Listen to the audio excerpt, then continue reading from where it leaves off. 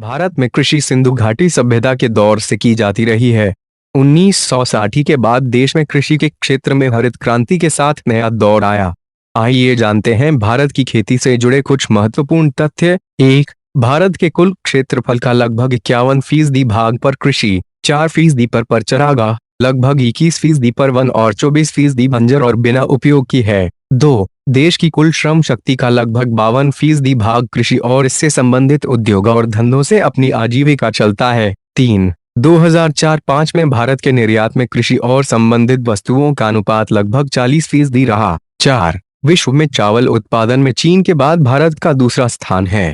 भारत में खाद्यान्नों के अंतर्गत आने वाले कुल क्षेत्र के करीब 47% भाग पर चावल की खेती की जाती है। 5. विश्व में गेहूं उत्पादन में चीन के बाद भारत का दूसरा स्थान है।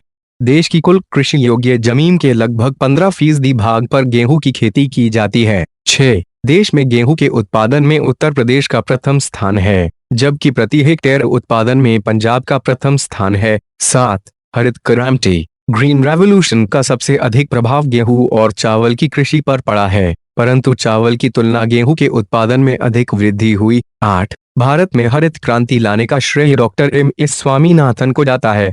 भारत में हरित क्रांति की शुरुआत 1967 से 1968 में हुई। 9. प्रथम हरित क्रांति के बाद 1983 से 1984 में द्वितीय हरित क्रांति की शुरुआत हुई, जिसमें अधिक अनाज उत्पादन, निवेश और किसानों को दी जाने वाली सेवाओं का विस्तार हुआ। 10.